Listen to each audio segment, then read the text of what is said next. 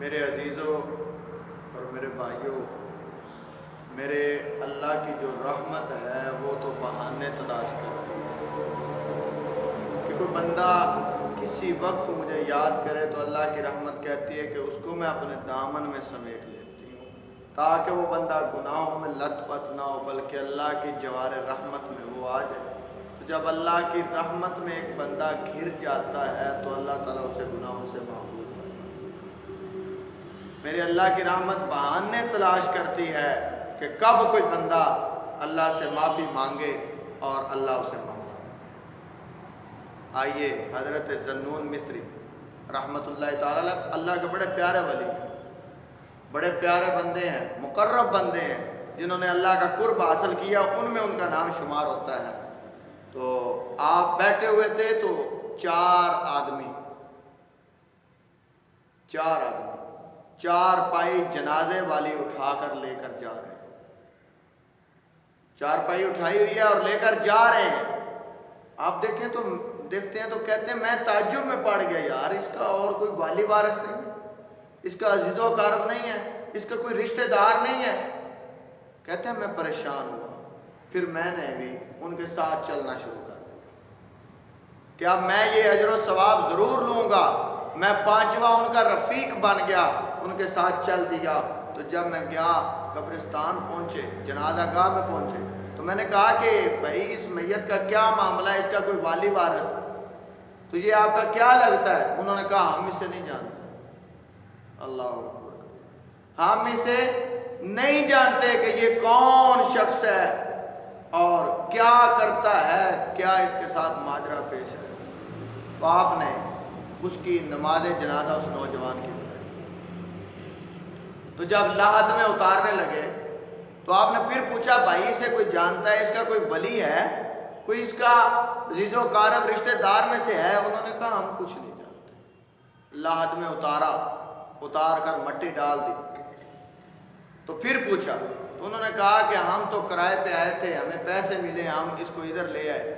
اس کی پیچھے ماں آ رہی ہے، ایک عورت آ رہی ہے جو اس کی ماں ہے، وہ آ رہی ہے۔ حضرت ذنون مصری رحمت اللہ تعالی علیہ پریشان ہو گئے، کھڑے ہو گئے، رک گئے۔ تو دیکھا دور سے ایک عورت آتی ہوئی نظر آئی، آپ ادھر رک گئے۔ تو کیا دیکھتے ہیں کہ وہ عورت آتی ہے تو اپنے بیٹے کی قبر پر کھڑی ہو کر نا منہ آسمان کی طرف اٹھاتی ہے اور اپنے رب کو پکارتی ہے، بال اس کے کھل گئے اور رونے لگ گئی۔ تھوڑی دیر ہوئی، منہ نیچے کیا، ہنسنا شروع کر دیا۔ یار ماجرا تو بڑا عجیب سا بن گیا، بڑا ایک نظام درم برم ہو گیا کہ پہلے روئی ہے، زاروں قطار روئی ہے، آنکھوں سے آنسو آئے ہیں، لیکن یکدم اسے کیا ہوا کہ یہ ہنسنا اس نے چھوڑ دیا۔ حضرت ذنون مصری رحمت اللہ تعالی علیہ فرماتے ہیں کہ میں نے اس عورت سے پوچھا کہ عورت یہ کیا معاملہ ہے، کیا ماجرا ہے؟ اس عورت نے کیا کہا؟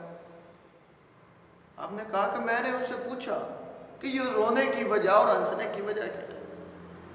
عورت کہتی کہ یہ میرا بیٹا ہے، یہ میرا بیٹا ہے اور میں اس سے بڑا پیار کرتی تھی، لیکن اس نے رب کی کوئی بات نہیں مانی، ہر وہ کام کیا ہے جو اللہ کو ناراض کرنے والا۔ اس نے کبھی کوئی ایسا کام نہیں کیا جس سے اللہ راضی ہوتا، اس نے کوئی ایسا گناہ نہیں چھوڑا کہ جس سے اللہ ناراض ہوتا، کوئی گناہ نہیں چھوڑا، ہر گناہ کیا ہے، ہر گناہ میں جانے کی کوشش کی ہے اور گناہ کرتا بھی رہا، اس نے کوئی گناہ نہیں چھوڑا۔